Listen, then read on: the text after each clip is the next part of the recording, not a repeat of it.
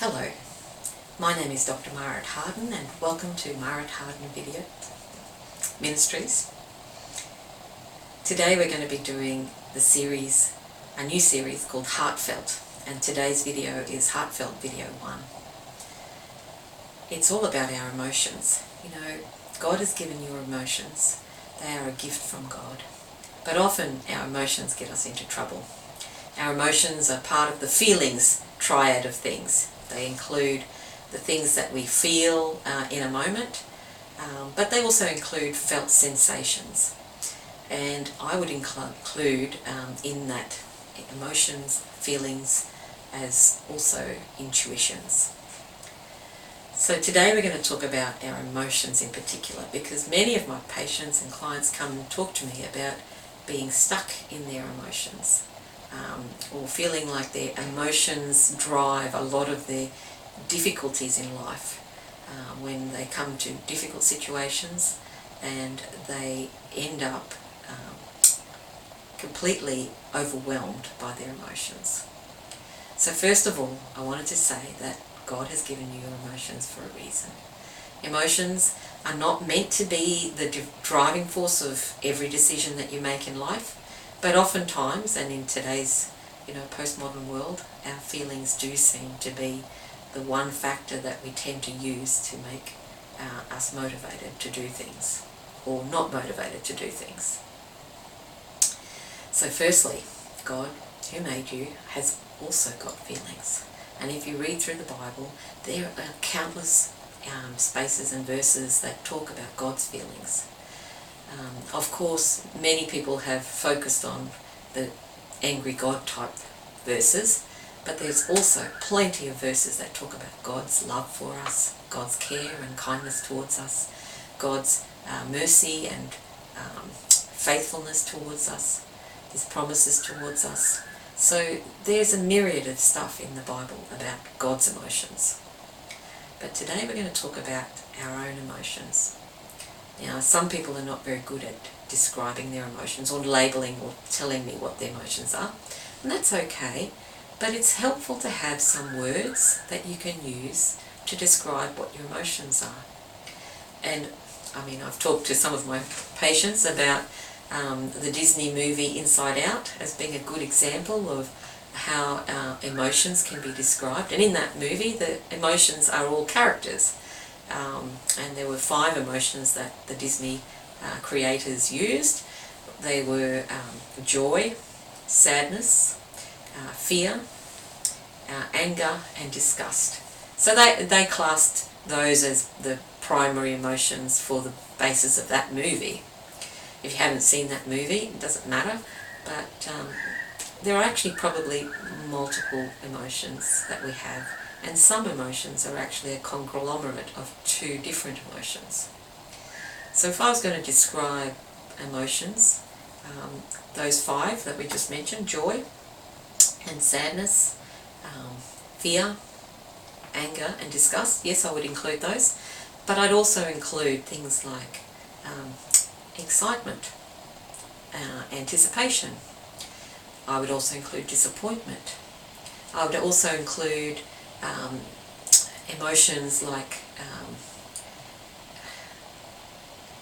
panic as being a subset of fear.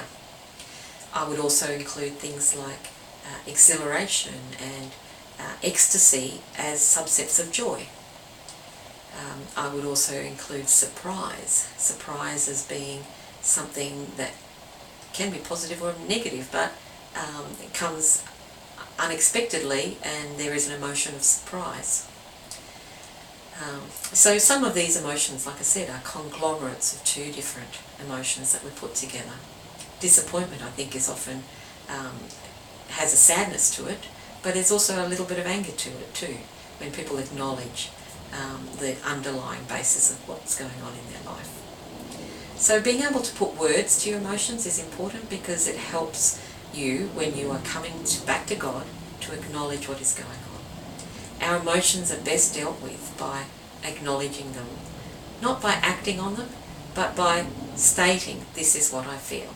And in that way, we've owned the feeling, but we're not allowing the feeling to drive us into doing things that we might feel ashamed or upset about later. Oh, there's another feeling word, ashamed. So, and guilt. I just forgot those two. So thinking about our emotions in this space, when people do allow their emotions to drive their actions, oftentimes they get into a place of reaction. Just like when we were stuck with our thinking and we ended up ruminating and going round and round in circles, when we have a feeling and we become reactive to that feeling, it means that our actions are pushed by that or motivated by that feeling.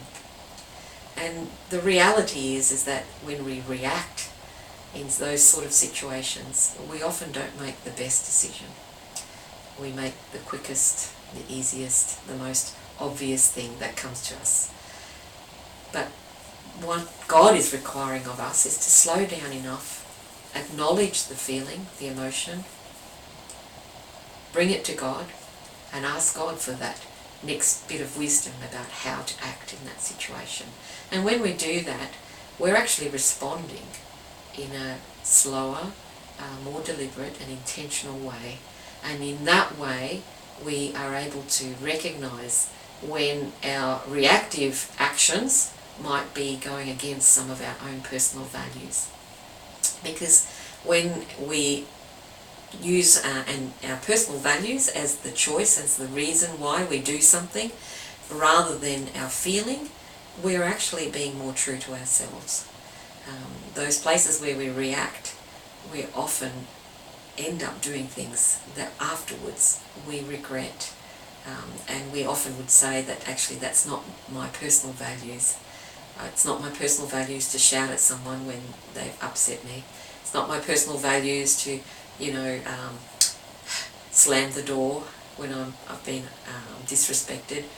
My personal values might be to just say what's happened and be very slow and deliberate and intentional about what I do. Ask God for help in making those good, wise choices, and then choose the action that is based on my personal values. Anyway, this is a beginning video on our Heartfelt series, and we're going to be talking a little bit more about emotions in the coming videos. I'm going to give you some exercises, but from today's video, I just want you to just write as many feeling, emotion words down on your piece of paper as you can. I'll give you a list in the handouts in the book that you can actually look through and just see if you can get some extra ones. And maybe you've found some that were ones that I use, but that's okay. This is to expand your repertoire of words, your vocabulary in speaking about your emotions. So this is our beginning exercise, learning to label our emotions, to be able to acknowledge them to God. I'm reading from Psalm 42. This is also in the Message translation. Psalm 42 has a beautiful song at the beginning about the deer that thirsts, but I'm reading from verse 4. These are the things I go over and over, emptying out the pockets of my life. I was always at the head of the worshipping crowd, right out in the front, leading them all, eager to arrive and worship, shouting praises, singing thanksgiving, celebrating, all of us, God's feast. Why are you down in the dumps, dear soul? Why are you crying the blues? Fix my eyes on God. Soon I'll be praising again. He puts a smile on my face. He's my God. When my soul is in the dumps, I rehearse everything I know of you, from Jordan depths to Hermon heights, including Mount Miser. Chaos calls to chaos, to the tune of whitewater rapids.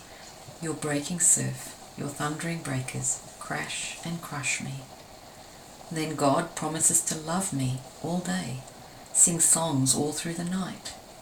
My life is God's prayer.